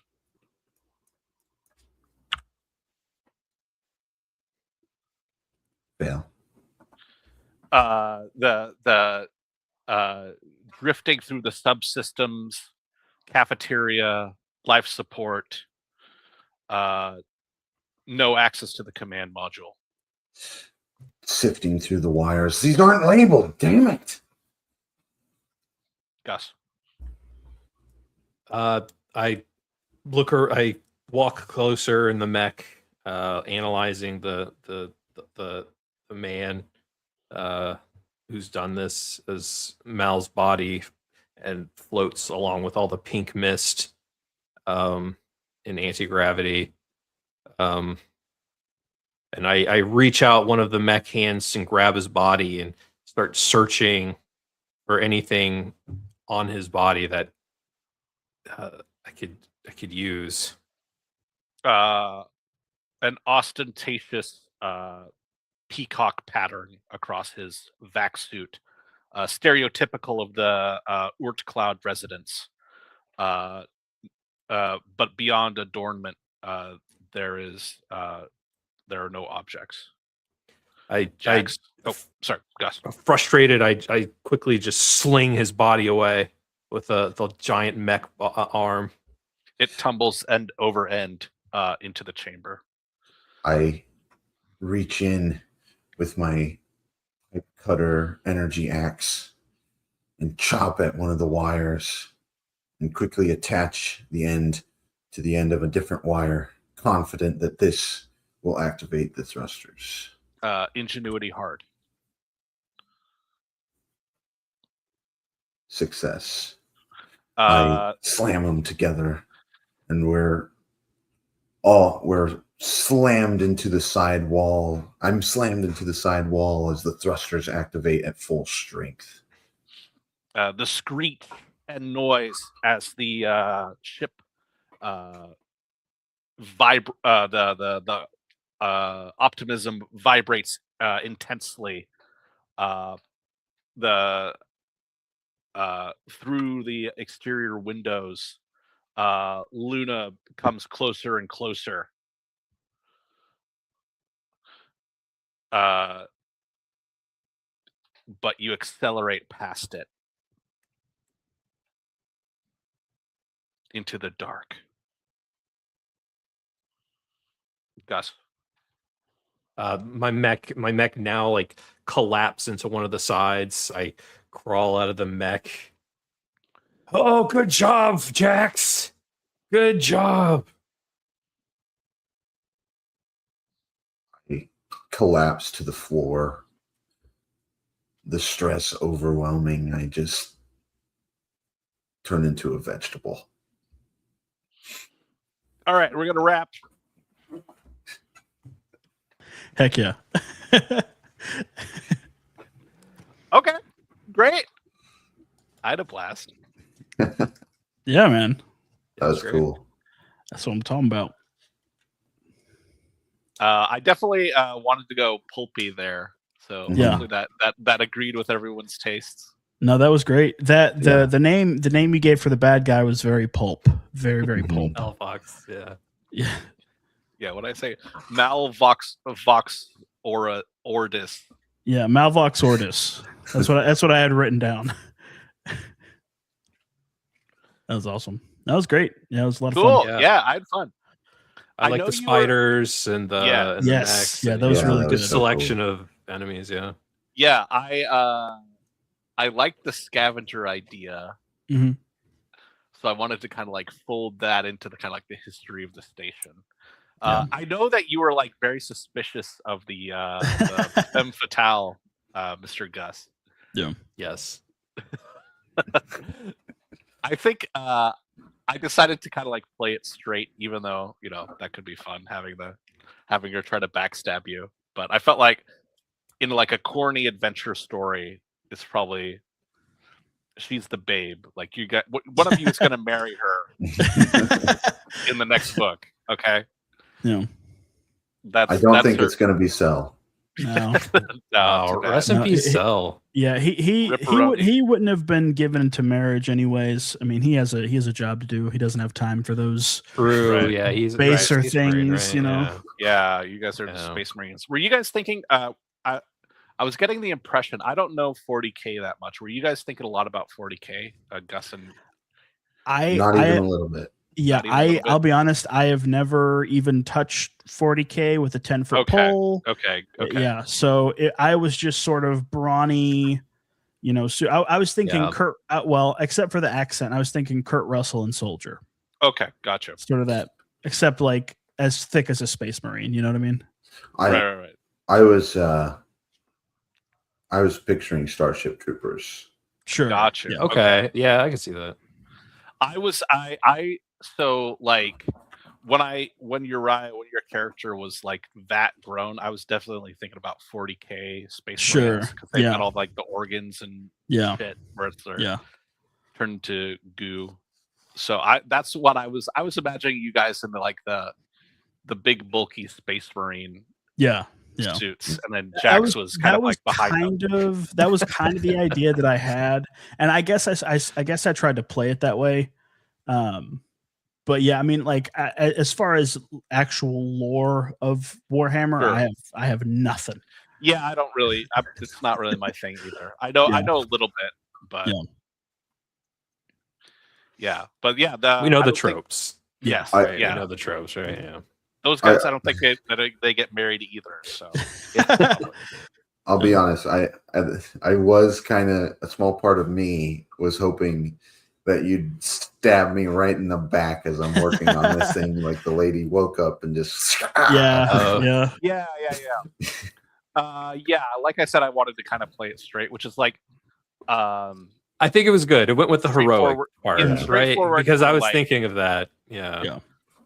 Yeah. it's a little kind of cynical storytelling. If she's Sure. like, I'm Yeah. evil. Yeah. Yeah. Psych, I lied. Yeah. No, it was great. I do. Did you guys like her response to the critical success social roll? Dude. I'm like, okay, sure, It it's was your funeral. Yeah, it was like she was like, yeah, I'll do whatever now. Like, Yeah, that was great. I got. Oh it was yeah, so no, good. it should have been that she's gonna marry Gus. That's the. Oh, Yeah. I guess I'm here to rescue you. Yeah. We're here to rescue you, of course. Yeah. And then eventually, when me stealing that bit Yeah. was, I was talked out of it by Yeah, by Cell and Jax. I was like, okay, so this is actually kind of an open question. I've done this twice in games back to back with Pancake, which is to introduce civilians that need to be saved. Mm. And in both times, it seems like it's a little annoying to the players, but I think it also kind of like is good. You know what I mean? Yeah. I love it. Yeah. I love having somebody I gotta. It's part of It- being a gotta hero, protect. right? Yeah, yeah. I think it's fine. It adds that wrinkle for sure. For me, it was more so like, of course, it's just another thing you have to, because while I think, of course, I want to honor the parameters that we've rolled, there's also the part of me that still tries to play it straight. So Right. I was fully prepared to just wreck Rebecca. Like I was just gonna, crush her head under We're my Marines, right? Yeah, Yeah, we're Marines, Sure. right? Yeah. I'm pissed off. Why kill her? Exactly. Well, I was just pissed off. Like I'd reached my boiling point in my character. And You threw you threw the object. You really like projected that. You were like, oh my, this guy's angry. He could lash out any minute. Yeah. Okay. Yeah. When you threw the anti-spider thing. Well, I think he's talking about when I threw the Parmesan The shaker. restaurant. Yeah, the Parmesan shaker. Yeah. Right. Yeah. Just okay, like yeah. I was losing it, and it would have been more so like, like they attacked us first. It's fair game. Right. To how Cell would have looked at it. Sort of that super soldier. Like, okay, well, everyone's gonna die now. Just kind of that like loose cannon sort of. Gotcha. Okay. Yeah.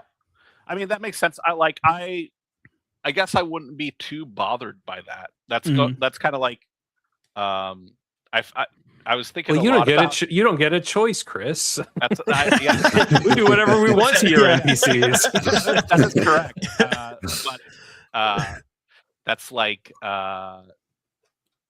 Team America World Police Yeah. type thing, which is I feel like we're kind of going there. That's where Yeah. my character was going, and then I got I did remember it was heroic, and I was like, it's going to be a little tricky to do this, but I could also be the commanding guy. That's like the subservient people have to everyone under me has like or my subordinates have to say, oh no, this is a bad idea. We have to be heroic in a way, right? Yeah. Right. Yeah. And I tried very much to be intentional about playing a character that wasn't just the guy, who was in charge of everyone else, because I have that bad habit a lot. So there were plenty of times where I'm like, oh, we need to do this. We need to do something now. But I'm like, no, that's not my character. Take a step back, Right. Yeah. That is hard. Yeah. But I think it's like good to play a subordinate character every once in a while. I probably ought to play an authoritative character because I'm always I love being the subordinate. Yeah. Yeah. I mean, it's a blast when you're given stuff to work with. Yeah. Which is like, and I think that you had a lot to chew on here, which is like we should save these people. Yeah. I liked being someone who is more independent thinking, right? Like he comes from a totally different background from the other two, so he's absolutely. For sure.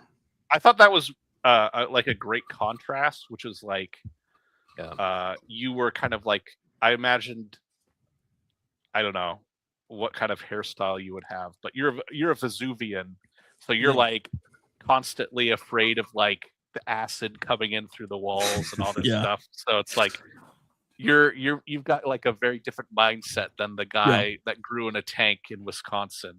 Yeah.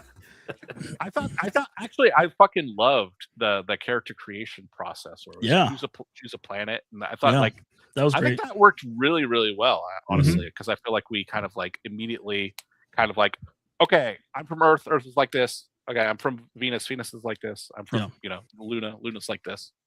So I thought that was a big success for this. For sure. I had a blast. It was a lot of fun. Yeah, I had a lot of blast. I had a blast too. Let's get the UnPC back up, and I was a little worried that we'd have another Ulysses like we did last week. Another Ulysses. Oh, like everyone blows up. Yeah, everyone dies in the end. Yeah, right at the end. Yeah, that was that was fun. That was looking back at that, what I liked about it was my character in that was all about the robots and not caring and just letting them do whatever. And I think we got a fitting end to that session. So this one was very cool as well. It's good to get a win in there. Mm-hmm. Okay, for sure. Let's see, tone and themes. Does anyone have any ideas? I'm trying to think myself, but I'm kind of cooked. It might be a little bit similar. It might be a little bit too similar to what we just did, but I like the idea. Well, something like an action movie sort of thing. Okay. Where it's not, it doesn't necessarily have to be heroic, but it's leaning more on the larger than life aspect. Like gotcha. Hyperbolic almost. Okay. I do like the idea, and we can just put it back. Would you distinguish that from superhero demigod or? Yeah. Well, to me, when I think of superhero demigod, I'm thinking like that is what the characters are playing. When I talk action, I mean more like an 80s action movie, Okay, so like an Arnold sorts of yes, things. Yeah, like Predator. Okay. Yeah, like Predator, where these like really defined tropes, and you have just all of these. You have the straight guy, you got the comedy relief guy, really just leaning on those tropes, if that makes sense. And then, of course, explosions and all that sort of stuff. Okay, yeah, I'm thinking of kind of like there was like Last Action Hero.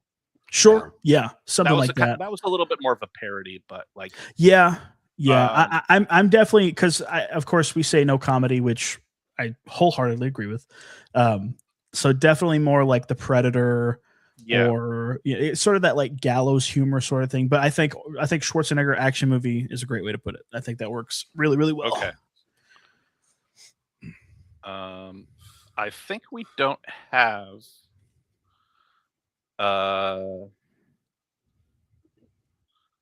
I thought of one that we haven't done. I don't think we've done. No, we have done this. We've done this a while ago, but urban fantasy. Oh yeah. I'm This trying to think was- what that was. That Did was- y'all do that or did we? Yeah, we did. It was you running it, and I think it was. I was GMing, and it was in the mall. That was. Oh devil themed. yeah. Yeah, That was yeah. such a fun game. Holy crap, dude. I love that game. That was I'm with going to- Gale. Yes. Yeah. I'm going to do. Shadowrun, okay. Hmm. Ish. Yeah, where it's like that one was like kind of like whatchamacallit, supernatural or Sure. Yeah. X-Files-y. I want to do Yeah. kind of like the elves, Yeah, the yeah. elf neighborhood or whatever the fuck. Yeah. Something a little bit cornier. Sure. No, that'd be cool. We did when we were playtesting the Nutshell RPG for the 4D handbook. Mhm. we did that sort of style where it's like a Shadowrun style game. And Yeah. I played this character where I was Jax from Mortal Kombat, but I had like crowbars in my arms. Like I could extend crowbars from my arms, and I was using them to Okay. climb walls and stuff.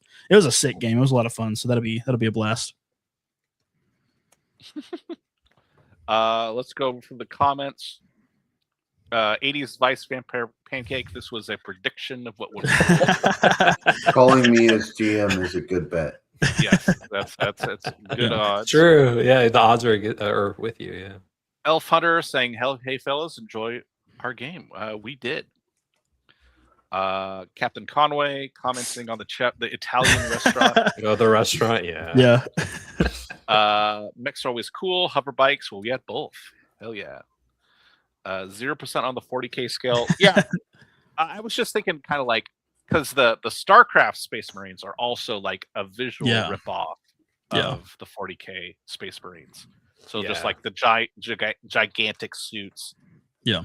Big shoulder pads and stuff. Pancake's eerie, perfectly identical double doors. Yeah. He lives in the back rooms. It's in the back rooms. Yeah. Yeah. Well, I've said before, that door is just the hallway. Yeah. Okay. We gotcha. don't talk about that one though. That door is the back rooms. Okay. Yeah. That door is the back rooms. Groundhog Day game, man, it's a great scenario to explore. That one seems very challenging, I guess. Yeah. You're gonna have to remember, whoever DMs that is gonna have to remember all the details. Yeah. I imagine, you Yeah. know, just to replay them back. I think Abandoned Science. I think Yeah. you could rely on the players a lot for that. Yeah. Yes. Hopefully. I don't know what that means. Oh, the hallway backwards. I see. Gotcha. It's y'all. Yo. Yeah, I know what you're talking about. StarCraft Abandoned Science Vessel. I barely remember that. That's where like there's a hydralisk popping out at the end. Something like that. Yeah, that was a lot of fun. Yeah, buddy. I don't have anything else. Anyone want to plug anything or The 4D mixtape. 40 mixtape.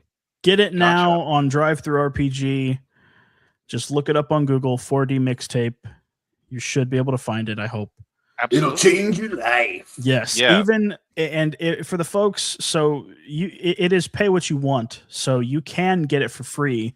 Mhm. But if you get it and you realize, holy crap, this is like way better than I thought it was going to be, toss us like even something as small as 50 cents is going to help us out, because Drive-Thru considers that a sale, and that boosts our numbers. It gets more eyes on it. And More eyes means more role Yeah. players, more people Yes. in UNPC. Yes. And also, I And- love you. Yeah. Yes. Yeah. You will buy our love because we are I won't finish that sentence. No. Tell us you got it, and we'll say we love you. Yes. Yeah. Exactly. Yeah. But we love you anyways. But no. All right. Thank you to all the viewers. Thank you to Conway, Elf Hunter, T-Dog. Oh, shout out Grognard guy. He said he's been watching these as well. Yeah, I saw. Yeah, him. he's been putting in work. Yeah. He was commenting on some of the old ones that I did, like back in the very beginning. I'm like, holy Yeah. crap, dude! What do you? We need to peer pressure him to come on here. I know it's a little late Yes. for him, Heck but yeah. Yes. Yes, he can do it. Absolutely. Love to see him on there. Yeah. I'm gonna call it. We're gonna do post talk, and then that's it. Good night, everyone. Adios.